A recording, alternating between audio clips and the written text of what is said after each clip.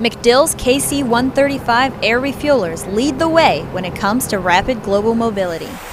These stratotankers give our nation the ability to respond anywhere in the world within a matter of hours. Say if you're taking, a flight of F-16s across the ocean, they wouldn't be able to make it all the way if it wasn't for us. When it comes to air refueling, only one person gets a VIP seat to fuel the Air Force. I'm Senior Airman Evan Simpson, and I'm a boom operator for the 91st Air Refueling Squadron. As a boom operator, Airman Simpson has a pretty important job, but it's not without the help of his whole team that makes the mission succeed. The 135 community is it's two pilots and it's the boom.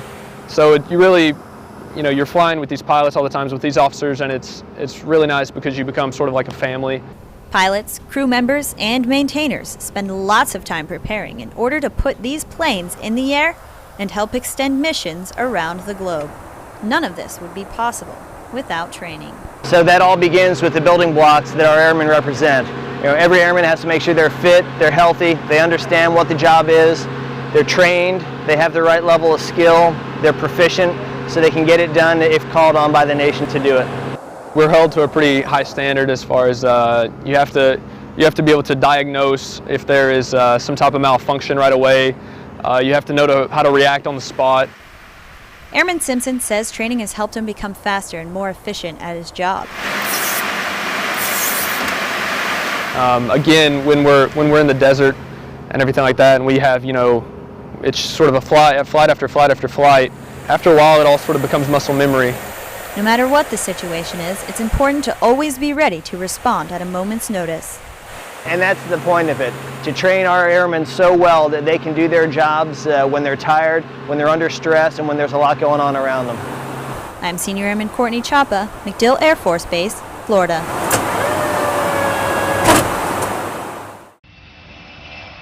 PALS is air traffic control and landing systems. We maintain the ground-air radios that generally air traffic controllers use to talk to the pilots. Clear, concise communication between the tower and pilot helps ensure aircraft land in a controlled airfield. Airfield systems technicians perform their duties on the airbase and at geographically separated training grounds like North Auxiliary Field. Here at North Auxiliary Field, we do day and night operations in preparation for not only the Charleston aircraft, but the Air Mobility Command for the Air Force as a whole, in preparation for going downrange or deploying. Keeping these radios in working condition is no easy task. Knowing that they play a key role in the mission can make the job stressful, but rewarding at the same time. When I get to hear the tower communicate with the pilots and the air crew through our radios that we fix and maintain, that's the greatest feeling in the world. I get a feeling of satisfaction knowing that doing my small part is having a greater impact on the mission, on helping train our C-17 air crew.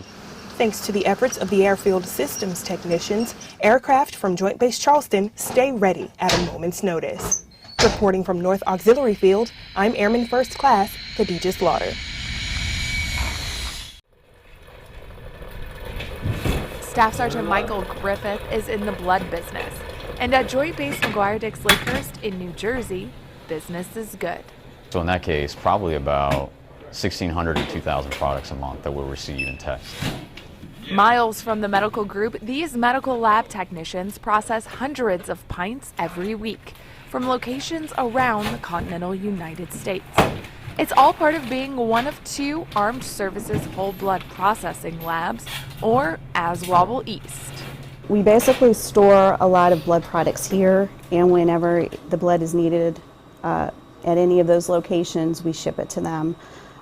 Our biggest customer is CENTCOM. We send quite a few products there. We're the sole supplier of CENTCOM at this time. After being received and tested, the blood moves from the lab to the flight line to begin its journey. Everything that we do here, every choice that we make, every unit that we touch, we always keep the patient in mind. We always keep the warfighter in mind, because that's primarily what these products are for. Of course, just like any other job, things become routine. But it's when we get those reports of products that are used downrange, it's when we get those reports of the lives that are saved, that it really brings it back home to us and keeps us going, it keeps us motivated. Making ASWABL East real business, the business of saving lives. Staff Sergeant Caitlin Jones, Joint Base McGuire-Dix Lakehurst, New Jersey.